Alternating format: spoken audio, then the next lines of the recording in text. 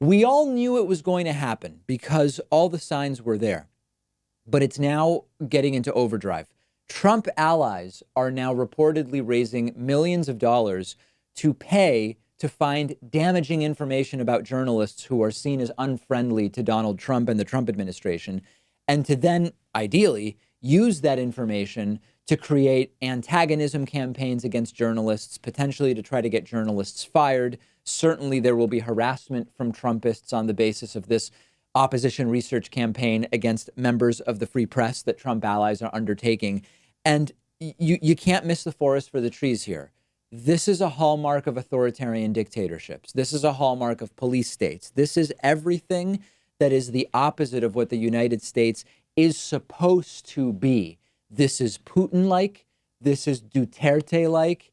And we knew Trump liked it. We knew Trump liked going after the media, Trump going after specific media outlets, even specific journalists in some cases. The fake news moniker applied very haphazardly, not to fake news, but merely to anything that doesn't say glowing, effusive things about Donald Trump. And this is now an attempt to formalize attacks on individual and specific journalists. These are attempts in practice to silence or ruin the lives of people who are reporting critically about the president of the United States, one of the most important things that a free and open press can do and should be doing.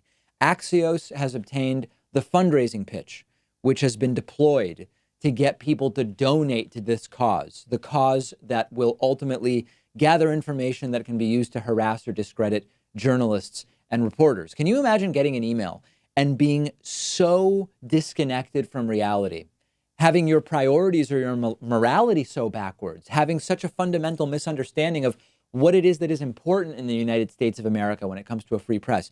Imagine getting an email saying we are raising money to go after journalists that are antagonizing us, and saying, you know what, that sounds like something I want to donate to. And apparently it isn't enough to just call certain news outlets fake news and go after them. Trump's allies now want to go after specific reporters. One of the people involved is a Republican consultant named Arthur Schwartz.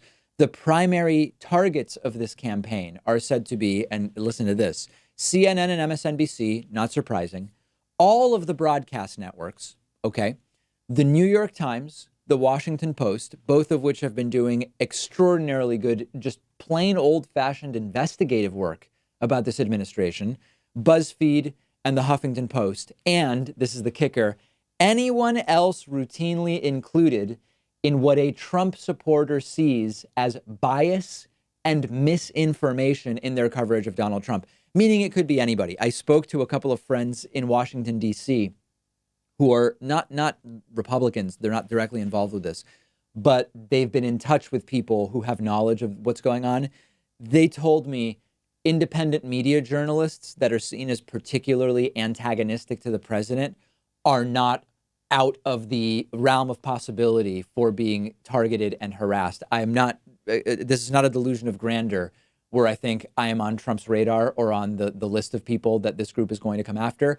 I've merely been told that it is not just corporate media that is on the radar in terms of this campaign. So let's immediately put to rest the Trumpist talking point, which I've already seen floating around, that this is no big deal. This is the same thing Media Matters does. Media Matters criticizes and publishes media clips. They aren't going about trying to attack and discredit individual reporters in the way that is being suggested here that Trump's allies want to do. We've seen this before. And where we've seen these attempts to harass and target individual journalists, it's places where human rights have been decimated in any number of ways. Russia, World War II era Germany, the Philippines, Venezuela. This is, if we allow it to happen, the normalization of fascistic behavior. It doesn't mean we are a dictatorship, but it is authoritarian, fascistic behavior. Attack media as fake news, treat them poorly, kick out individual journalists, talk about journalism licenses and lawsuits against media, and then smear campaigns against individual journalists for being journalists and doing their jobs. This is, call it what you want. Is it North Korea? Is it Stalin? Is it all of them? And a word, by the way, to the gun nuts. You know how the gun nuts say we need guns to defend ourselves from a government that becomes tyrannical? This is actually the type of thing that if one believed the government would become tyrannical, would be sort of at the top of the list, starting to clamp down on a free and independent press. And yet I'm not hearing from any of the gun nuts that they're worried about this. In fact, a lot of the Trumpist gun nuts love this because they've fallen hook, line, and sinker. They've drank the Kool-Aid, to borrow a term from Jim Jones. They've drank the Kool, or not a term, but an action, I guess. They have drank the Kool-Aid on the media is the enemy, and we need to be going after them rather than defending them because it is a form of potential government tyranny.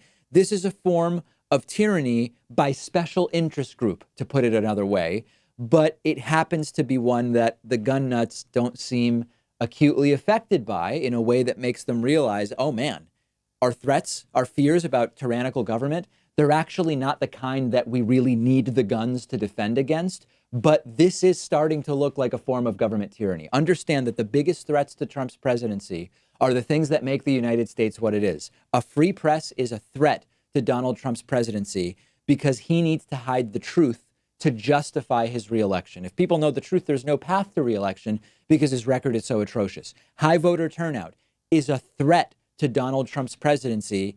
Well, we know why that is. Trump benefits from people not voting or not being able to vote. This is real. This is happening now. And it has to be stopped in its tracks before it even gets going. Make sure you're following me on Twitter at @DPakman. Let me know what you think. Follow the show on Twitter at David Pakman Show. And make sure to sign up. If you have Amazon Prime, subscribe with Twitch Prime at twitch.tv/David Pakman.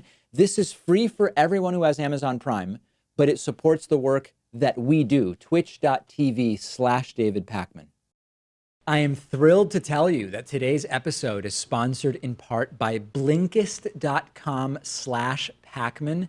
Blinkist is a really unique service for your phone, tablet, and web browser, and it is incredibly useful for people like me who love books and learning but are busy. Blinkist takes the best and most popular nonfiction books and condenses them into 15-minute audiobooks. I'm sure that if you're like me, you have a very long list of books that you've been meaning to read. You only have so many hours in the day, and that's why Blinkist is so amazing. They take the most important information, the themes, the insights from each book, and they distill it into a 15-minute audiobook that you can listen to in one sitting. I've listened to a ton of books on Blinkist. Our audience can get a 7-day free trial by going to Blinkist.com/Pakman. If you're watching on YouTube, I put a link in the description. I have listened to Blinkist books about economics, about political science, about history, about science, so many interesting things. And after the free trial, if you like it, you can continue enjoying thousands of condensed audiobooks for about $5 a month. Go to Blinkist.com/Pakman. That's BLINKIST.com/PAKMAN.